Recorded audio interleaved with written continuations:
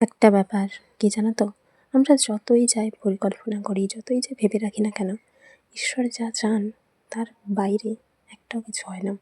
তাই জন্য আমার মনে হয় বেশি কিছু প্ল্যান প্রোগ্রাম করে কিছু করার থেকে যেটা অনিশ্চিতভাবে হয়, যেটা হঠাৎ হয়, তার গুরুত্বটাই অন্যরকম। এই যেমন আমি ভেবে রেখেছি আজ কেক বানাবো, অনেক দিন ধরেই বানাবো ভেবে রেখেছিলাম। তো একটা বিশেষ উপলক্ষেই বানাতাম, কিন্তু হচ্ছিল না। আর আমারও মন খারাপ হচ্ছিল।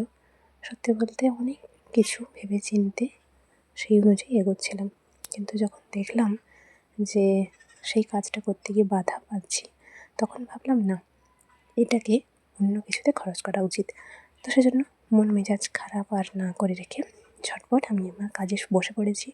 আর বাবা দেখো চাল ভাজা এনেছে, এক জায়গায় বেরোবে বলে গেল, আর একটু জমির দিকেও যাবে। তো যাই হোক, এটা মূলত 1 ঘন্টা বা 1 ঘন্টা 10-20 মিনিট মতো লেগেছে সমস্তটা করতে। আর আমি চকলেট গলাতে গিয়ে সসপ্যানে দাগ বসিয়ে ফেলেছিলাম। যাই হোক, সেগুলো সব আবার ঘষে মেজে সুন্দর করে তুলে দিয়েছি। তো যার জন্য মূলত বানাবো ভেবেছিলাম, তাকে দেওয়া হবে না। যাই হোক, এসব বিষয় নিয়ে মন খারাপ করে তো আর লাভ নেই। বাবা এদিকে পুকুরে ঝাঁঝি মারার জন্য বীজ দিচ্ছে, আর একজন দাদু যাচ্ছিল সাইকেল নিয়ে। যাই হোক, স্নান করে এসে আবার কেকটা দেখছিলাম, আর আমার কেন জানি না মন খারাপ হচ্ছিল। যদি মনকে বোঝানোর চেষ্টা করি, মা পাতা তুলছিল আর আমি ফুল ধূপ দেওয়ার মাঝে এই যে ভাত তরকারি রেডি করে নিয়ে এলাম, মাও কিছু রেডি করে দিয়েছে, আর কেকটাও ঠাকুরের কাছে দিয়ে গেছি। মনে মনে ভাবছি, এত আশা এত পরিকল্পনা করে রাখলাম, কিন্তু সমস্তটা ভেস্তে গেল। সত্যিই কি এটা হওয়ার ছিল? যাই হোক, তো যেটা হয়ে গেছে সেটা নিয়ে তো আর ভেবে লাভ নেই। একটু সময় ফ্রিজে রেখেছিলাম কেকটা, যে ভালো ঠান্ডা হয়ে যায়। আর আমি খাওয়া দাওয়ার পরে তো শুয়ে পড়েছে, আর মা বলছিল দাঁড়া কেকটা আমি তুলবো, পারিনি যদি শেষ অবধি, তো রেখে দিয়ে শুয়ে পড়েছি। গল্প করছিলাম কিছুক্ষণ।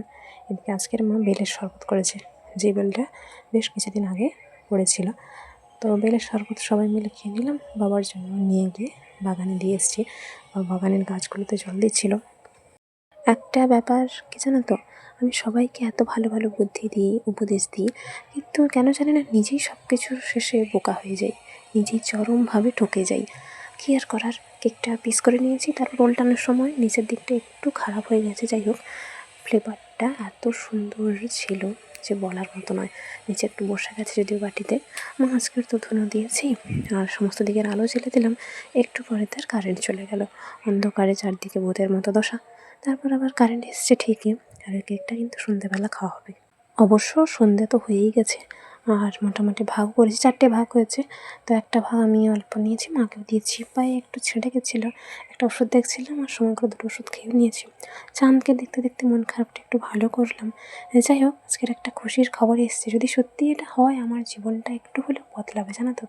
আমি খুশির খবরটা জানার পর ঠাকুরের কাছে গেছিলাম। খাওয়া দাওয়া তো হয়েই গেছে, মায়ের চুলে একটু ক্লিপ মেরে দিয়েছিলাম, মা আজকে একটু বিরিয়ানি করেছে। যাই হোক, চলো এখন ঘুমিয়ে পড়ি, টাটা।